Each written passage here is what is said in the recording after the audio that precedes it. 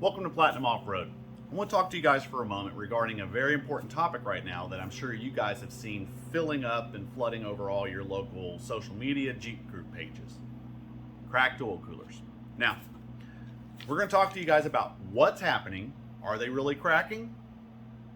Also, we're going to then go into what you can do to find a replacement unit.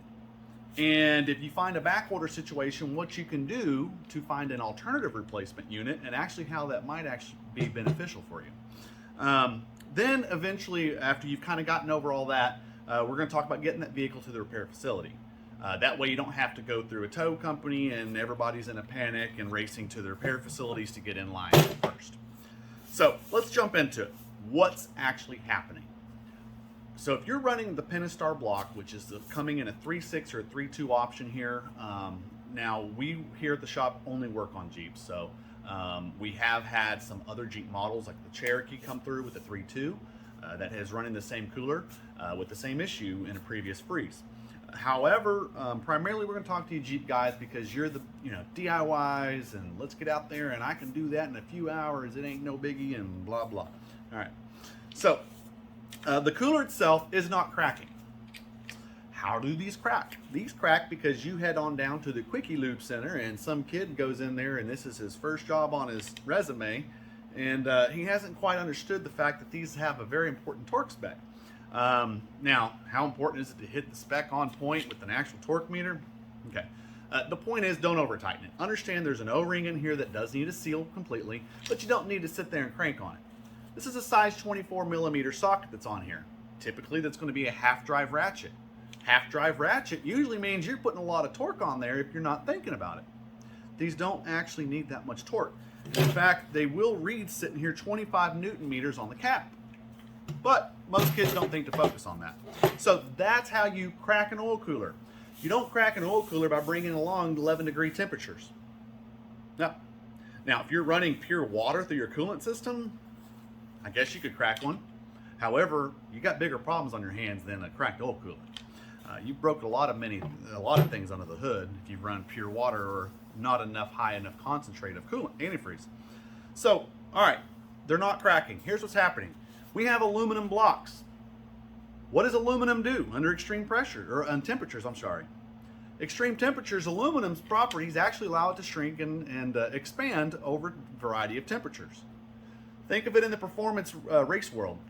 Those guys that are running track cars that have all aluminum blocks or internals, they know that they shouldn't be doing any test passes, tuning, or any type of work on those things regarding the engine running until they've reached full operating temp. Why?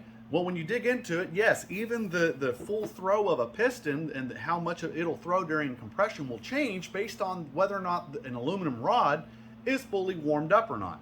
That's how much aluminum can shrink and expand. So let's talk about what's happening here. You have a plastic cooler meeting the aluminum block with a series of O-rings.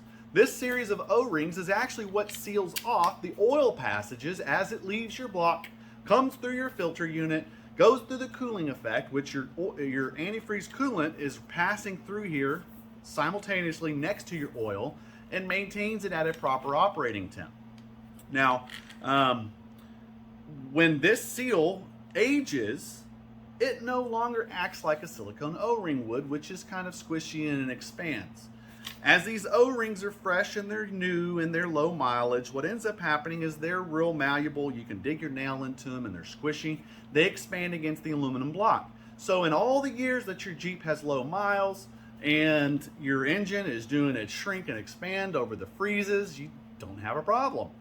But as these O-rings age, they do not close the gap anymore. And eventually you find yourself in temperatures when this finally just pours itself out. You walk outside and see that oil under your vehicle and you just freak out. So that's what's happening. We talked about now how and what happens. Let's talk about the 2 years of coolers that are running now. At one point there were 3 coolers. The earlier models of the 2012 and 13, which is when the 3.6 aluminum block was introduced into the Jeep Wrangler platform, it ran a cooler that actually has twice the thickness of oil O-rings. Let's say that again. The earlier units, the 2012 and 13s, run an O-ring set that is nearly twice the thickness. Therefore, they should last nearly twice as long. And they do. All we work on here is Jeeps. Okay? And I can't tell you how many vehicles over the year come through here needing oil coolers that are 2014 and newer. While we see 2013s and 2012s come through hitting 120, we go down through the valley, we barely start seeing grime. Yes, the 2012 and 13 coolers are superior to all the later or the more recent years of the 14 through current. The O-ring thickness. Okay. Can you interchange them? If you say, man, I'm tired of these thin O-rings and I'm tired of putting a cooler on this every 40,000, that means you'll put 2, maybe even 3 coolers on a 14 through present in the time that you'll do 1 to a 12 and 13. Can you interchange them? Yes, you can. The ports and valleys are identical within the 2 units. Oh, but they look different and they carry a different part number. Let's talk about that. They look different, great. They got cheaper over the years. They actually have less plastic to them. Yay, put some more money in FCA's pocket. All right, let's talk about the actual internals. They're not different. The oil will leave and pass through the same ports and enter back into your block exactly the same. The volume that goes through here is identical, and yes, it cools to the exact temperature and maintains spec for your vehicle between 2012 through present.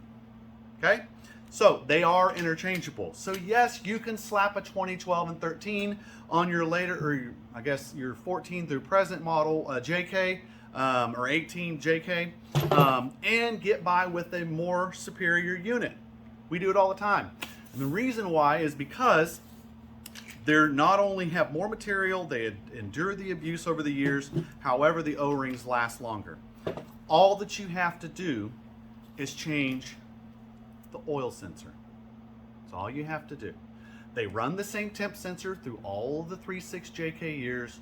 When you get into the JLs, make sure you're checking the parts counter to find yours. But even now, the JLs are using the same part number for anything that's 2014 through current. Yes, they're now one part number for 2014 through current. You have to change out the sensors to your model. At the dealership, they're moving sensors, your existing sensors over, and I'm going to touch that in just a second about why we don't like to do that. But yes, all they do is they unscrew these sensors and move them to your new unit and put the new unit back down on your block. As you buy this now as one part number, if you walk up with the 2014 or 2016 and say, hey, I need this oil cooler, they will sell you the cooler by itself now. You don't get the sensors anymore. The prices drop down significantly, but you will make up the price by buying the sensors if you desire to have those replaced. We replace them. Why? Because yes, about the time that these are finally aged and failing, we begin to see thermostat codes, coolant codes, oil codes, all related to the temp, pressures, and so forth. And what that ends up being down to is your sensors. So if you're tearing into the top of the engine, take them off, put the new ones on. So that's how you get through it all. We've talked what's happening. We talked about the difference in units, why certain units are doing it. Let's talk about what to do to get your Jeep to the shop. Don't call a tow company. Again, they didn't crack. I cannot tell you how many units we've seen that have not cracked, and we've only seen maybe 3 that have cracked over the years, and it was from an oil change centers in the spring and summer even, not in the winter. What you do is get you one of these handy dandy heaters over here. Put this bad boy up underneath near your engine block. Put maybe a moving blanket around the top of the hood to start help insulating that. And what you want is this heat to enter your engine bay and start warming everything up. You want that aluminum to expand back up and reseal itself. If your O-rings aren't going to reach down and find the aluminum, get the aluminum back up to where it's happy. Seal off the ports, okay? So warm up your engine, fill up, top off your engine, check your oil dipstick. From the add to the fill line is 1 quart. If you've lost so much oil you're not touching your dipstick, don't race off in a panic and buy 6 quarts and top the sucker off with 6 quarts, because you will find yourself well overfilled. So let's start there. Let's say you have a dry dipstick, add 1 quart at a time. Once you check that, come back. Let's say you've reached your way up, halfway up the add to fill line. Well, what's half of 1 quart? half a quart. Top it off with half a quart. You're done. You now have your engines warmed up, your oil's topped off. Turn your Jeep on and see what happens.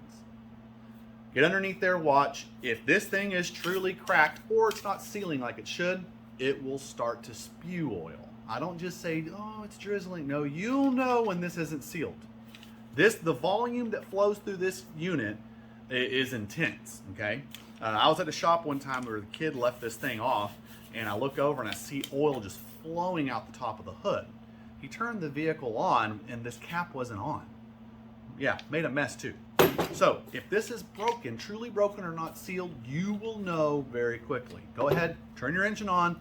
If you don't see it spewing, let the thing warm up, get to temp, let all the aluminum material get to where it's happy, and you'll see that you're fine.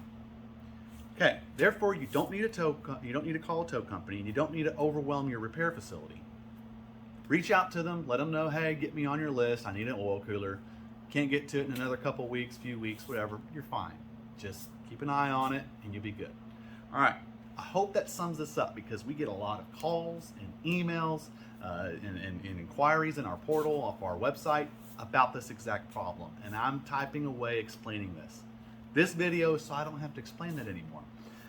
Hope this was helpful. Stay warm out there, guys. Stay safe. And if you need us, we are here to help you out. Stay patient with us. We get real busy at times, especially during oil cooler season. And we'll talk to you guys soon.